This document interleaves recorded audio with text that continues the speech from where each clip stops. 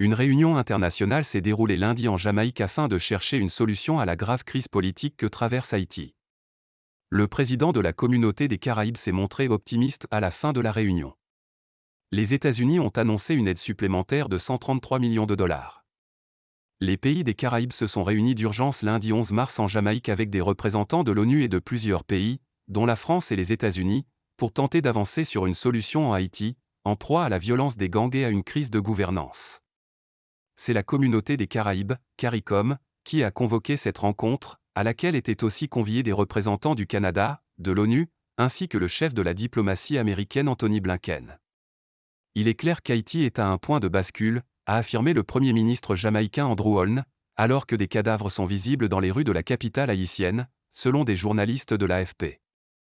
Le président du Guyana et actuel président de la CARICOM, Mohamed Irfan Ali, s'est lui dit optimiste après la réunion sur la possibilité d'atteindre une solution politique dans le pays le plus pauvre des Amériques. Le Premier ministre coincé à Porto Rico. Bloqué à Porto Rico après avoir été empêché de rentrer à Port-au-Prince, le Premier ministre haïtien, Ariel Henry, a échangé à distance avec les membres de la CARICOM au cours de la réunion. Sans président ni parlement, le dernier chef de l'État, Jovenel Moïse, a été assassiné en 2021, Haïti n'a connu aucune élection depuis 2016. Ariel Henry, nommé par Jovenel Moïse, aurait dû quitter ses fonctions début février. Il a signé début mars un accord à Nairobi pour permettre l'envoi de policiers kenyans en Haïti et cherche depuis à regagner Haïti. Il se trouve toujours à Porto Rico, a dit lundi un responsable américain. Plusieurs diplomates ont affirmé que la réunion de Kingston avait pour but de formaliser une proposition à Ariel Henry, afin qu'il cède le pouvoir à un conseil de transition comprenant un vaste panel de la société civile haïtienne. Une action urgente est nécessaire.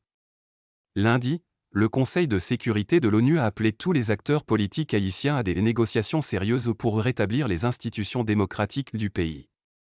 Après la réunion en Jamaïque, le chef de la diplomatie américaine Anthony Blinken a annoncé que les États-Unis fourniraient 133 millions de dollars supplémentaires pour résoudre la crise, dont 100 millions à la force multinationale devant être envoyée en Haïti, et 33 millions d'aide humanitaire.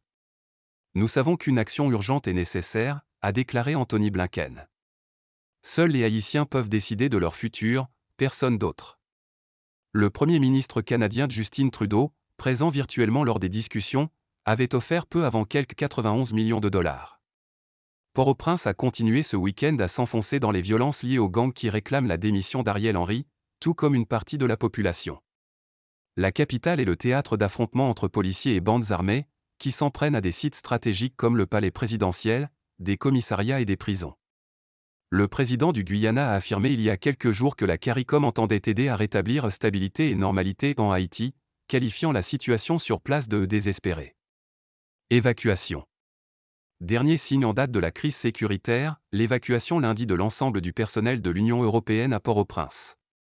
La mission diplomatique allemande avait annoncé dimanche une décision similaire, précisant avoir déplacé son ambassadeur vers la République dominicaine, pays voisin d'où il travaillerait jusqu'à nouvel ordre. Dans la nuit de samedi à dimanche, les Américains avaient pour leur part évacué par hélicoptère de Port-au-Prince leur personnel diplomatique non essentiel.